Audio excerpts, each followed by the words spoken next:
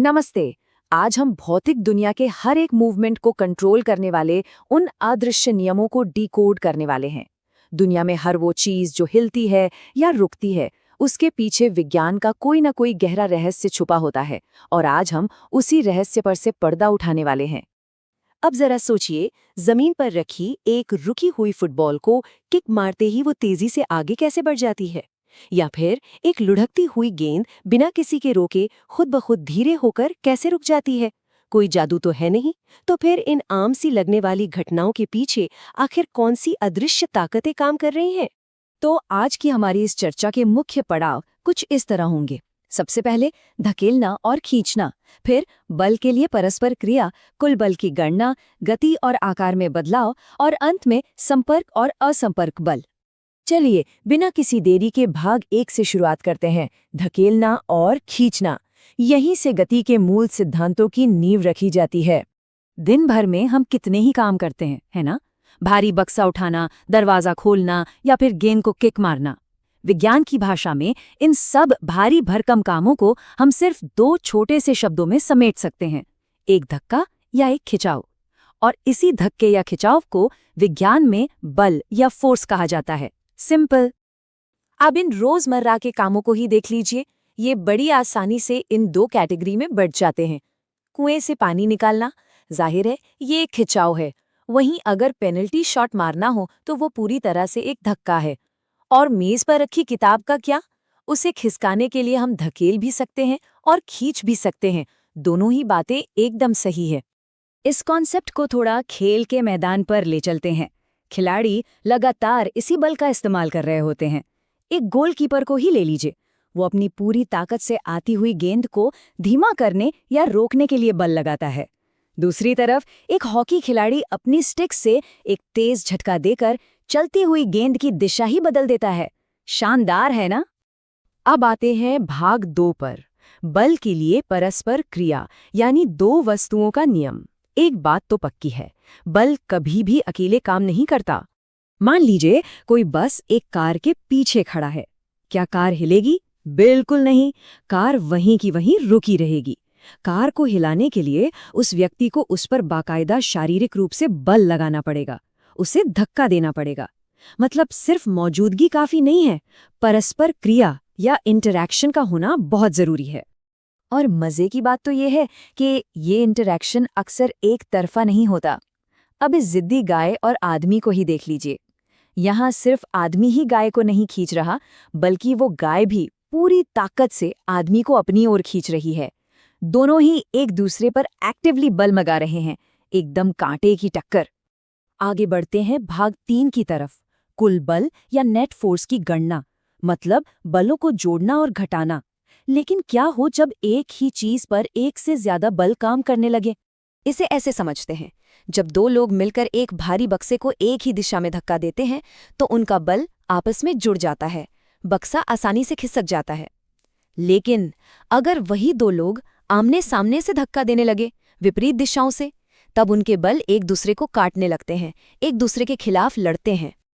तो नियम बड़ा सीधा सा है, अगर बल एक ही दिशा में लग रहे हैं तो वो जुड़कर एक बड़ी और मजबूत ताकत बन जाते हैं। इसके उलट जब बल आमने सामने से टकराते हैं तो जो असली नतीजा होता है वो उन दोनों बलों के बीच का अंतर होता है।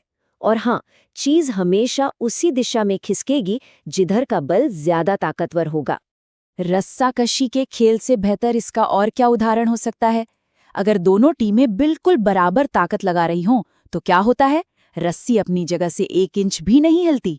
यहाँ कुल बल 0 हो जाता है, क्योंकि दोनों तरफ के बल एकदम बराबर है और वो एक दूसरे को पूरी तरह से कैंसिल कर देते हैं।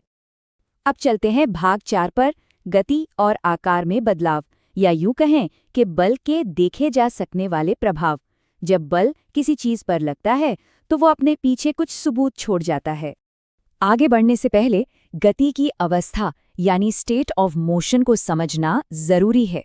ये किसी वस्तु की स्पीड और उसकी दिशा से तय होती है। यहाँ एक बहुत ही दिलचस्प बात है, अगर कोई चीज एकदम शांत और स्थिर रखी है तो वो भी गति की ही एक अवस्था है, बस फर्क इतना है कि उसकी स्पीड 0 है। तो आखिर ये बल कर क्या क्या सकता है? ये एक रुकी हुई चीज को चला सकता है, चलती हुई चीज को तेज या धीमा कर सकता है, ये उसकी दिशा को पूरी तरह से पलट सकता है, या फिर नेट के ऊपर से स्मैश की जाने वाली वॉलीबॉल की तरह ये सारे के सारे काम एक ही झटके में कर सकता है। लेकिन रुकिए, यहाँ एक बहुत ही मजेदार ट्विस्ट है। बल हमेशा चीजों को सिर्फ खिसकाने का काम ही नहीं करता। कई बार ये चीजों का पूरा आकार, उनका ढांचा ही बदल डालता है। जैसे जब हम आटे की लोई पर बेलन चलाते हैं तो लोई खिसक कर कहीं दूर नहीं भागती, बल्कि चपटी होकर एक गोल गोल चपाती बन जाती है ना कमाल? चलिए अब अपने आखिरी पड़ाव भाग 5 की ओर बढ़ते हैं, संपर्क और असंपर्क बल।